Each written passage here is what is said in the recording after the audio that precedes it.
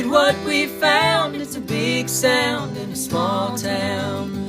Far from the bright lights, they're making music every night. Hear what is all around. It's a big sound in a small town. It's a big sound in a small town. It's a big sound in a small town.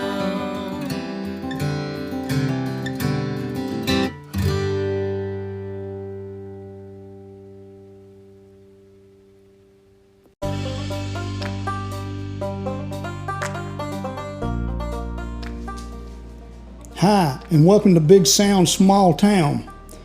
I'm your host, Sandy Carlton, and this is a podcast about the lives and stories of the musicians, writers, artists, and their associates that have their roots in the small towns and communities across America. If you like what you hear, tell somebody. Enjoy.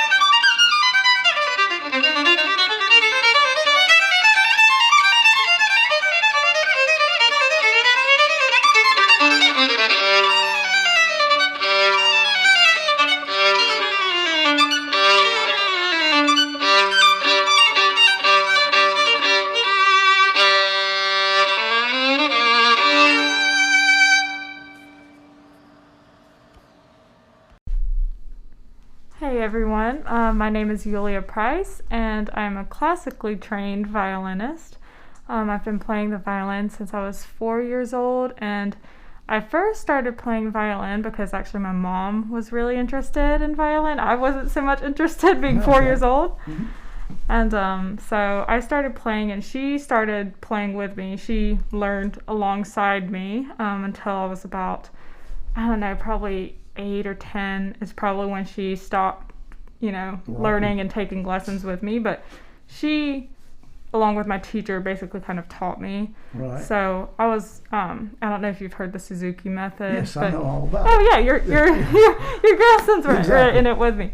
Right. And it's a great method to learn. Yeah, it is. I agree. It's great for that. Yeah, and it the one really good thing about Suzuki is it trains your ear. It does. So you have really good pitch and just a good feel for musicality. So that's one great thing about Suzuki. But so she taught me, and about probably 6th and 7th grade is when I actually started to get really interested in violin, and I joined a youth orchestra, the Charlotte Youth Symphonies. Right.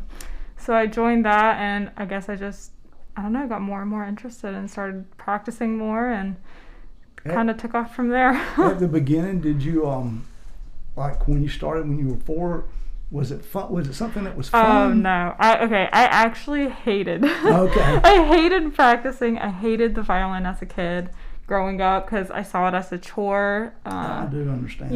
No kid wants to just practice scales. Piano lessons was that way for me. I was bad to memorize the piece as opposed to reading it. Yeah. So. Yeah. And which is a terrible thing to do, but I did learn to read music, both violin and piano, but I always felt that was a chore. Yeah. So as a kid, did you guys just when you were small, your mom just got the Suzuki books and y'all went through those? Did you have a teacher right off? So I had a teacher when I started as a 4-year-old. So I actually started on a butter box. Like my mom made me, the fake violin out of a butter box, and I just held it for the first few months because I was really young, And then, I got like a 16th size violin. Yes. So I got that. But yeah, I had a violin teacher initially starting out, but my practice basically consisted of like my mom would, write all the violin pieces and put it in a box, and I had to like pick out like 10 songs every day and play them. Oh, really? Yeah. So you always had actually pretty serious practice. Yeah, so she sat with me every day as a kid while I practiced, and I think that's part of why I was able to improve a lot as a kid, just because she was there guiding me through practice. Because, as a 4 or 5 or 6-year-old, no kid's going to have structured practice. Right. And I guess it helped that your mom was involved. I mean, that is pretty cool. Yeah, she knew, kind of how to help me since she was also taking the lessons. And so that was really helpful. So when did it become fun for you? So it really became fun when I started playing orchestra. I think, playing Suzuki music, you're playing by yourself all the time, and there's no like social component to it. Right. And then when I started playing an orchestra, the music is much more complex. There's layers of music, and there's also a social component to it. You're making music with someone, and there's a lot of communication involved in that. Yeah, so I think that's what got me really interested in music, is just orchestra. And that would have been at what age? Probably 6th, 7th grade. I joined the Charlotte Youth Symphony. I want to say I joined the Junior Youth Symphony in 6th grade, I think. Okay. And then I transitioned to the older symphony when I was in 9th grade, maybe 8th, 9th grade. So you had to travel to do that already. Yeah, and then around that same time, 6th, 7th grade, I moved on to my next teacher. Right. And I think, that's important for any musician. Yes, it is. I mean, I think that, the things that I've found that is important in music is to play with people better than you. Yes. And to find you a teacher at whatever level that you're at. Yes. I think too many times, like, students get comfortable where they're at, and then, the teacher, of course, the teacher has helped them to get to that point, but you always need a teacher that's a good few steps. Yes, challenging you more. Yeah. And I think you get used to a teacher's style after a while, to where it also becomes, I wouldn't say mindless practice, but not pushing yourself very far. I mean, I took a orchestra job for a while. Oh, nice. Playing upright bass, and we changed orchestra leaders. But I continued, rather than read the music, I continued to play what I played for the other band leader.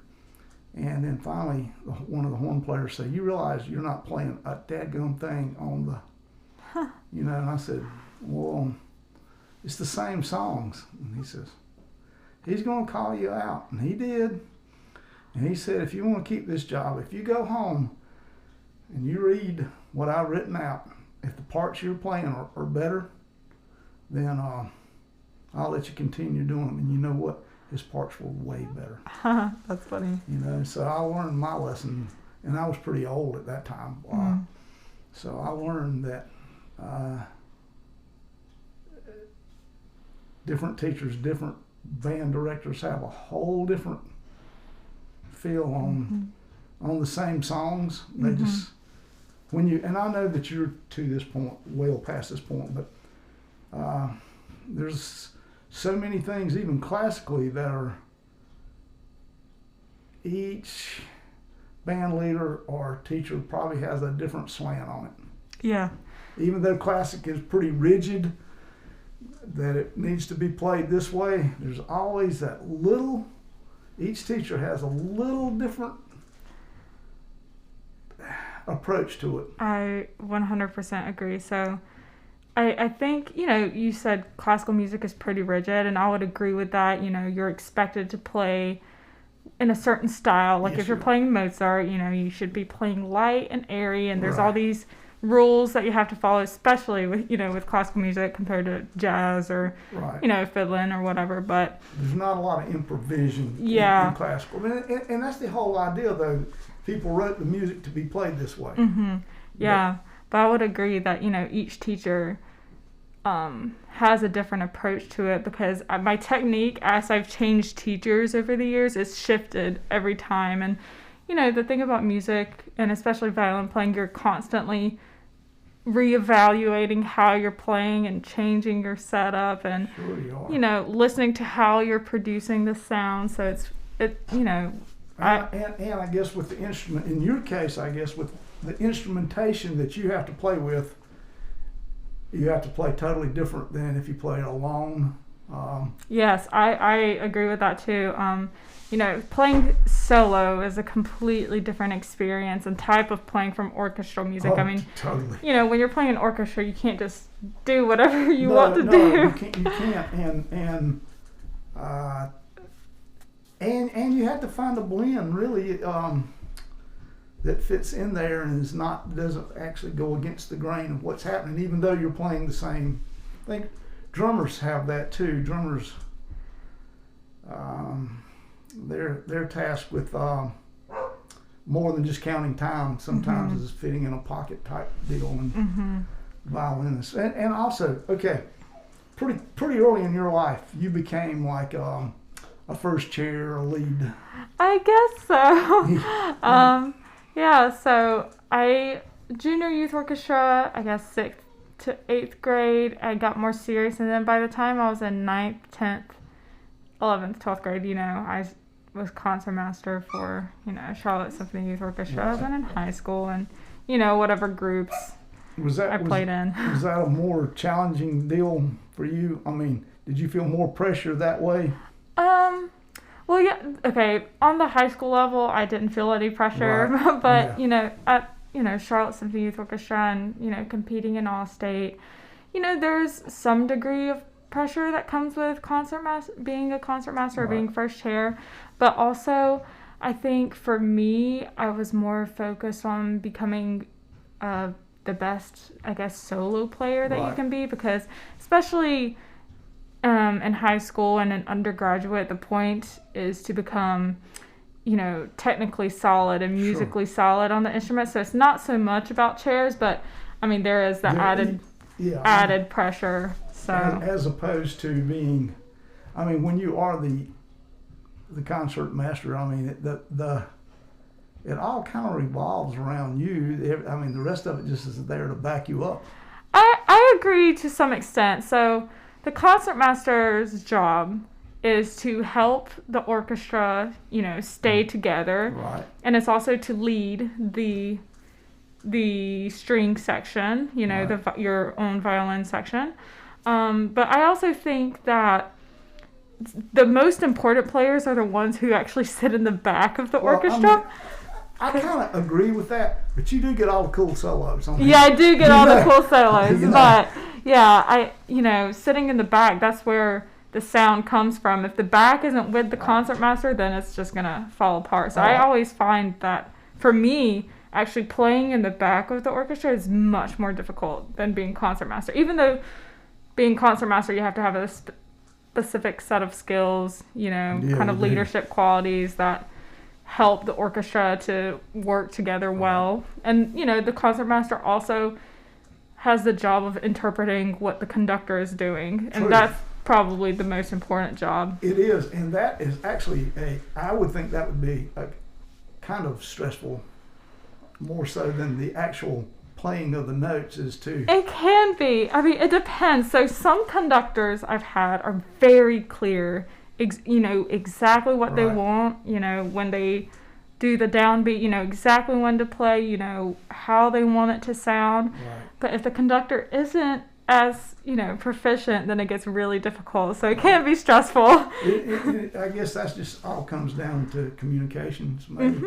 And it's a different kind of communication, It is. I mean, it is a musical communication, which is it's still communication and still a language, but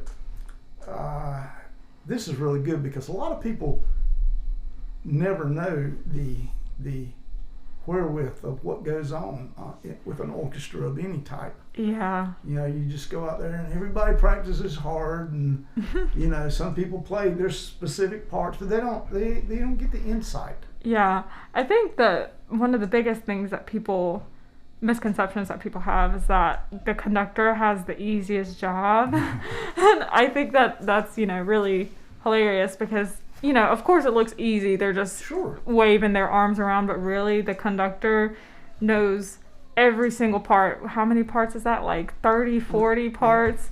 Exactly what everyone's doing at every second, and he's the one that's interpreting the music, and then the concertmaster and the section leaders take that and show the rest of the orchestra how the music should be molded and formed. And that is a part too that people really miss too, is getting everyone to play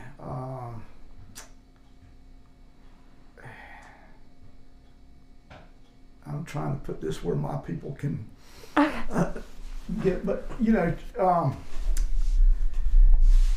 it's more than playing the notes. You want there's dynamics is where I'm going, which is hard to build in any type of music. I mean, to get your parts to fit together, to get your section to play soft, loud. I mean, it is that's a chore in itself. Yeah. And you think, especially certain composers, the shifts will be so fast, like emotionally, it'll just a few measures will be sweet, and then all of a sudden it's angry, or whatever the emotional shift is in the piece. It's very hard for all that to be together with 100+ players. I agree, and I guess also it's easy when there's that many people to get your set to break concentration. I'm not playing at this moment, and I wonder what's for supper. Yeah. So that's a chore. It really is, and the conductor really, that's a whole part of his task, is to keep everybody focused. Yep. So okay, now we're in high school and we're going to Charlotte to play. Is this becoming pretty much your life? I wouldn't say in high school that it was my complete focus. I did a lot of, other sports, and I liked to be social, but it did take a good part of my time, especially my weekends, Saturday, Sunday, Monday was pretty much gone. But, I sometimes regret that I didn't practice more in high school. Really? I could have been much more serious. I mean, because, especially when you're competing on a very high level, there's going to be kids who are practicing 6 hours a day. Yeah, I mean, there are always those. So sometimes I regret that, but I also think to be a musician, you need to have many types of experiences, because your life experiences, influence the kind of music you're making. It does. And I always hope that my music is actually sharing something, or I'm sharing a part of myself and my experiences. And if I don't have my own experiences to draw from, then how can you make meaningful music? How can you put the emotion there if you haven't had the emotional experience of some type? And a lot of times, especially in classical music, you hear kids that are so extraordinarily talented. I mean, they could play circles around me, but somehow they're missing the musical and emotional component. So technically, they could be just 100,000% solid, but you have to have that extra something to your playing. Every form of music has that. I know a lot of really talented musicians, and some know how to play and some just play. and their skills are fabulous. It's just that there's no feeling to it.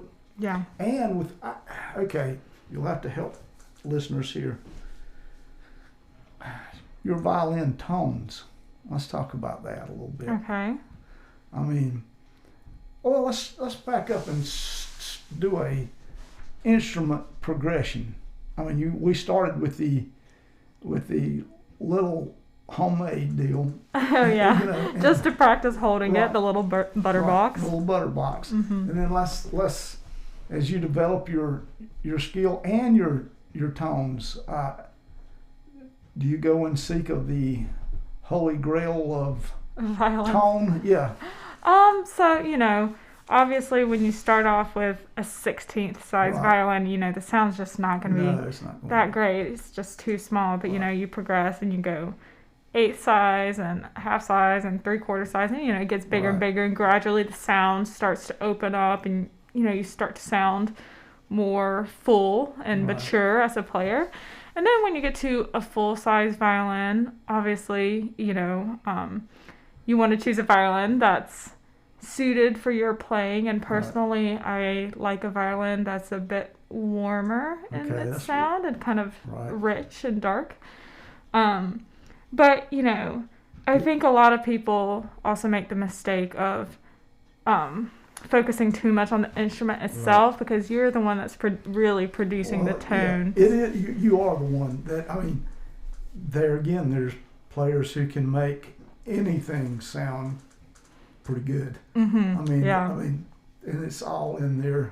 Yeah. Yeah. Just the way, you pull the bow and the way you're able to use your weight on the violin, Right. that all contributes to the tone. But right now, my current violin I would say it's a warmer sound. So I actually had a different full-size violin. My first full-size violin I got when I was in the 7th grade, I want to say. And it was a good violin for me at the time, Mhm. for my level. Right. But after a few years, I realized that the sound wasn't open enough. It was somehow a bit too closed. Right. And, as you get better on the violin, you sort of reach a limit with a violin. True with the violin. Yeah. So I felt that I had reached my limit with that violin. So I got my current violin when I was in, I want to say 9th grade, 8th grade, 9th grade, around there. Right. But this violin has been fantastic for me. I still feel that I'm growing into it. That's great.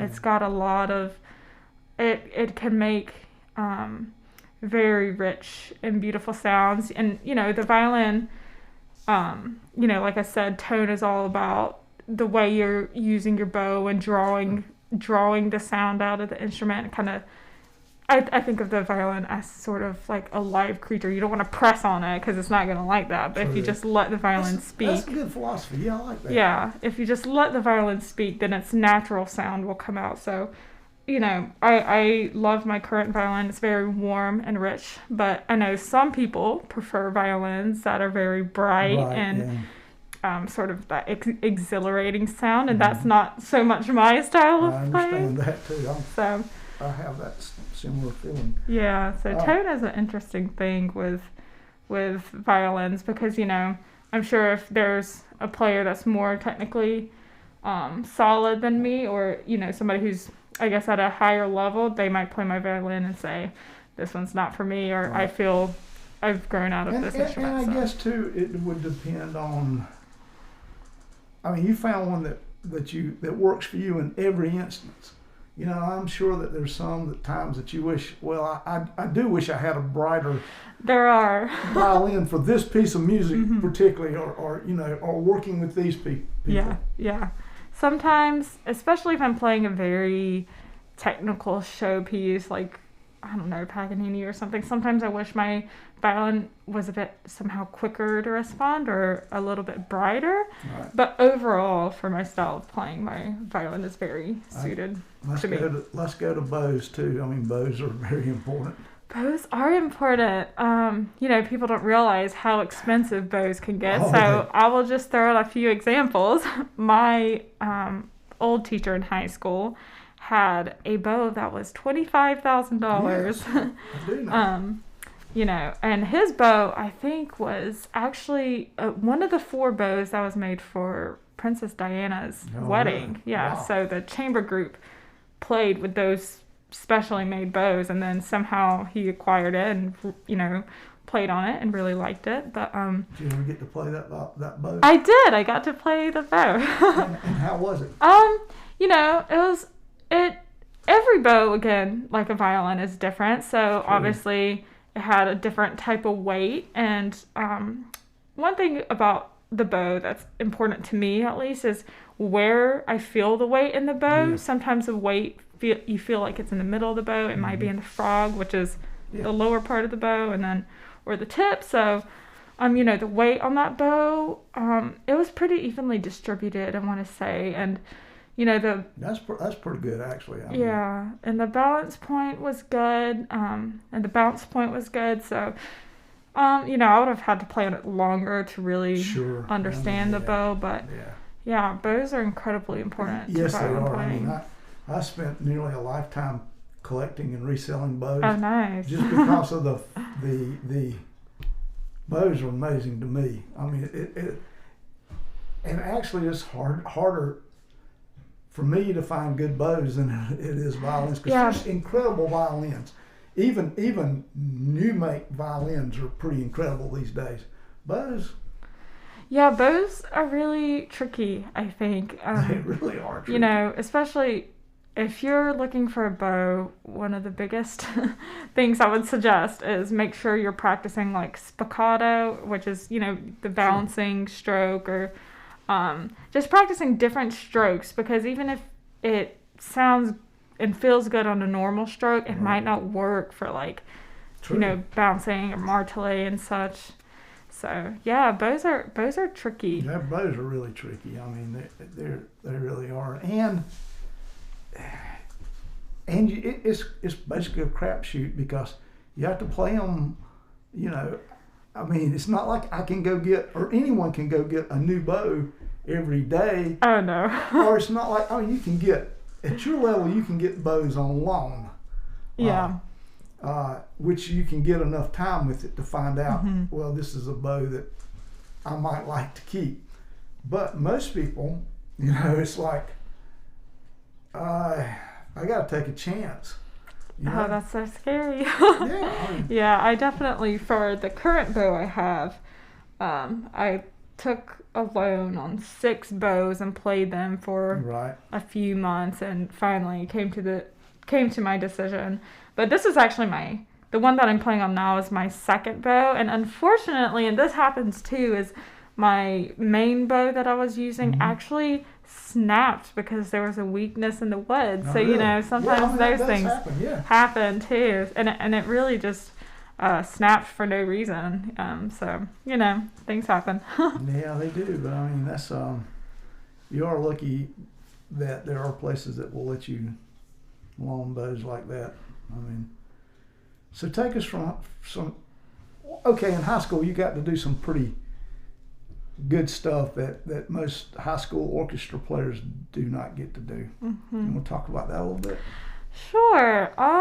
So in high school, obviously, I got to sit concertmaster a lot for a lot of the groups I played in, which was really nice because I feel like I really learned how to show the music, which becomes really important, especially when you're playing small chamber music groups, which is just, you know, 4, 3, or 5 people. Yeah, it's totally different than playing with it's different than playing with full orchestra, but being concertmaster taught me, you know, how to show the music and how to breathe and how to cue and all those sorts of things.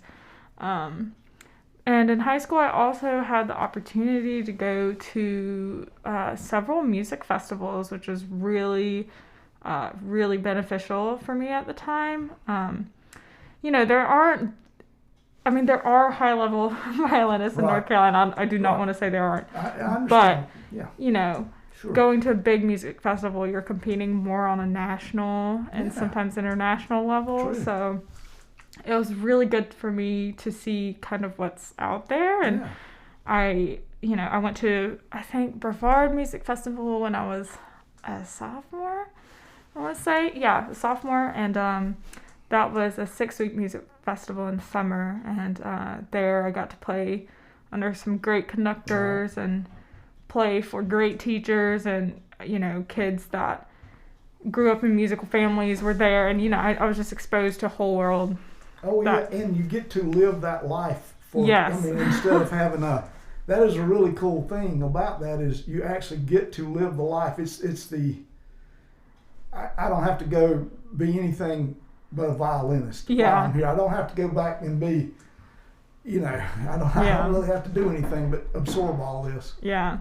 And, so I went to Brevard Music Festival. I think my junior year I went to Interlochen Music Festival in Michigan, and then I went to Tanglewood Music Festival in Boston my senior year. And those are all really great experiences. And, obviously in Boston, I got to listen to the Boston Symphony. Sure. We have free tickets, and, it was fantastic. But, I do warn, I do have a few students or people who ask me on advice about music festivals. The biggest thing is you want to have a teacher that is invested in your growth while you're at a music festival. Sure. So the way orchestral music festivals are set up is that normally you have 3 or 4 hours of orchestra rehearsal each day. Normally it's 3. And then you're usually put in a chamber group, so you're also doing chamber group rehearsals. So usually you're going to be in a quartet, which is 4 people. Yeah. And then you're also having private lessons maybe once or twice a week with a teacher. So if anybody says to me they want to go to a big music festival, I always say make sure you find a good teacher first, because that's who's going to be helping you grow as a musician the most. Though, of course, you want to, go for the orchestra portion of it, because that gives you experience in itself, but you want to have a teacher who is really knowledgeable so that you're actually improving in the right ways. Right, rather than just going and having fun. Yeah. Which would be what you could do easily. Yeah. I'm here to learn, but I want to have a good time. Yeah. You can do both. I think you can. I do feel you can do both. Yeah. So, music festivals, I think, can be very beneficial, but you need to always be aware of the teachers that you could be placed with, and you need to be aware of what exactly you want to get out of it, because you could go to an orchestra festival, you could go to a solo focus festival, you could go to chamber music, so you really need to think about what it is that you want to improve on. The ones you want to go to. Yeah. And I guess a lot of that, at some point you decided that music was what you wanted to pursue, right? Yes. You're still in high school and you decided that I'm pretty good at this, because obviously, you've been pretty confident about your ability for a pretty good while, right? For a little bit, I guess. Yeah. So once you gain the confidence and some knowledge, then you decide this is what I want to pursue. Mm-hmm. So you're in high school, so what do you do next? So, I went through auditions. I auditioned for a few conservatories as a high schooler, applying to college. Right. So I auditioned for a few conservatories, which are basically just classical music schools. Mm-hmm. They focus completely on music. And then I auditioned for one state school, which is East Carolina University, which is where I'm at now.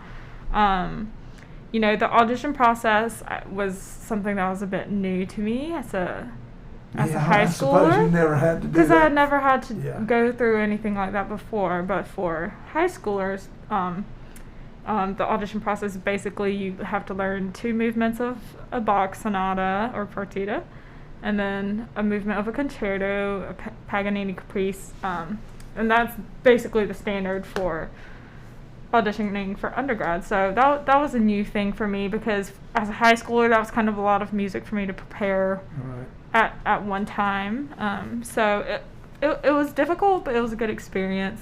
But I kind of knew I wanted to go to ECU, because again, in the same way that it's important to have a good teacher at a music festival, you need to have a teacher in college that actually cares about you and is invested, because too many times I see music students go to big name or brand Sure. name schools, and no one's actually looking after them or helping them, I guess. Oh, yeah, I do know. Because, music is obviously a difficult career path, but Very difficult career and path. yeah, and you really need to have somebody to guide you through that. And these brand name schools, yes, they're known for a reason, and they have very high level musicians, but sometimes if you're not the top of the Sure, top, yeah, then yeah. you get overlooked. Yeah, you do. You don't learn as much as you should learn. Yeah.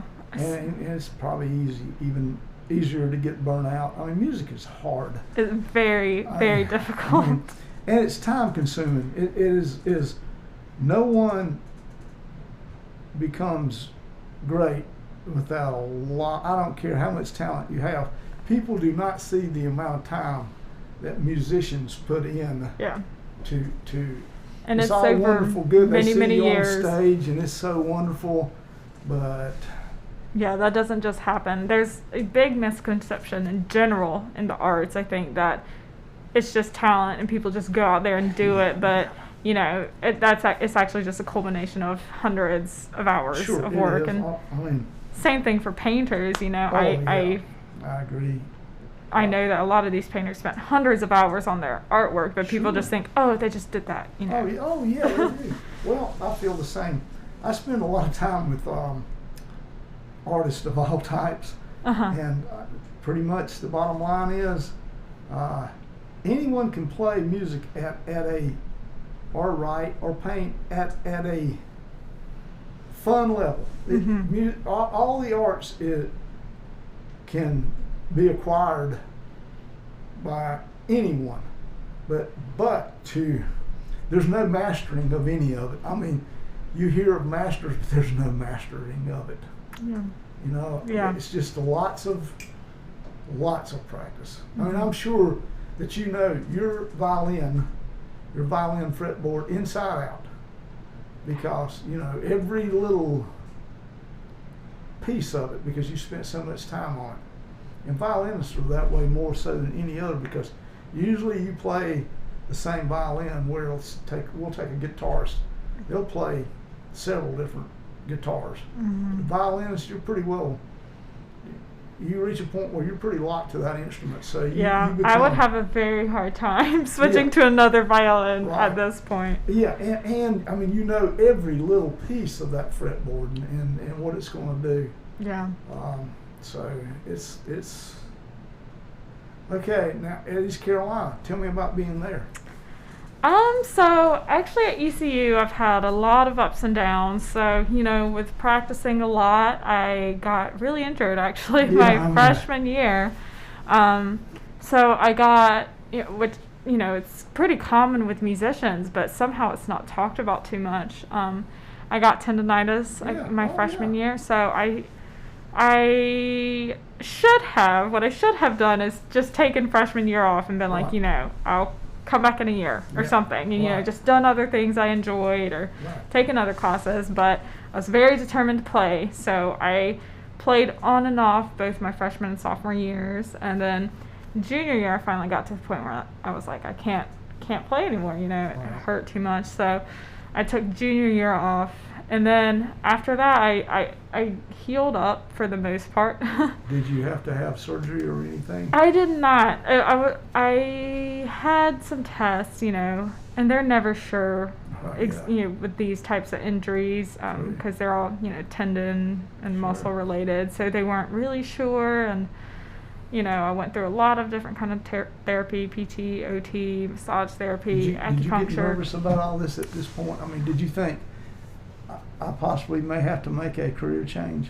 I did. I ended up actually adding 2 other majors, just, during my junior year while I was taking time off from violin. I was, thinking, I still don't know if I'm going to be able to do this. And even if I end up not doing violin one day, I've kind of become okay with that, just because, there's always ways to be involved with chamber music, orchestra, and all those sorts of things. But I came back senior year and ended up getting back into the swing of things, and I felt pretty okay. So This year, I guess this is my 5th year since I took junior year off. I am going to be having both my junior and senior recital this year, and I will be, I'm currently auditioning for grad schools for violin. So, yeah, I guess it worked out. But, injuries are very common in the music world, and I didn't realize that. I think, especially when I was younger, high schooler, those things aren't talked about. I mean, you think of sports injuries, and it's kind of the same because you're using your... I mean, and it's basically an overuse type thing. Yeah. But then you have to do it. I mean, it comes with it, I think. Yeah. I know, basically my teacher, who was very, very encouraging, and if probably not for him, I would have given up on violin with all the injuries stuff that I had going on. He told me that basically every single violinist at some point in their life is going to get injured because, it's like a sport. You're using your small muscles 6 to 8 hours a day. Sure. Vibrato is, kind of bad for your arm. Yeah. Well, and I know several violinists with neck problems. Yeah, neck problems, back problems. Yeah, it's very common. Yeah. I mean. So, but, I guess if I had to give people advice, the biggest thing is always warm up before you start practicing, and don't practice for more than an hour straight. Always I think that's good. I'm glad you said that because 15-minute breaks. There are people who want to put in 6 hours per day and then they don't pick it back up for a couple of days, as opposed to consistent practicing over time. I think consistent practice as opposed to long lengths of time actually work better for retaining wise, and I think that's a better approach. However, when you're young, you're still going to do that. Yeah, now I never do more. I mean, when I was, especially at music festivals in high school, I was putting in a lot of hours, so it makes sense to me that I got injured. Cumulative, I guess, is what it became, really. Yeah, it was just too much on my arms. But now, I really emphasize this for any students I have. You really need to be practicing just consistently, even if it's an hour a day. Sure. That's much better than cramming. I agree. That it is. The famous violinist, Itzhak Perlman, said that he only practices 45 minutes and then he takes 15-minute break, and he only practices like 4 hours a day or something. Yeah. I want to say it was Itzhak Perlman, but yeah, that just goes to show it's more about how you're focused and how you're practicing instead of how much. Yeah, it is. I mean, but it is. I mean, practice can be tedious. It's one of those things. And I know that sometimes you're wondering if you're even practicing what you should be. For me, especially after my injury, I examined sort of how I was practicing more. And it's really important to have sort of a game plan when you're practicing, especially, at a higher level, because you're learning so much music at once. You have so much to get through, and you got to sit down and be like, what is it that I really need to nail down, or what is it that I need to learn today? And that part is most difficult for me. I do. I mean, you don't want to just be playing through stuff all the time, because that doesn't actually help you get better. So it's so you at this point do not know where you're going to grad school at?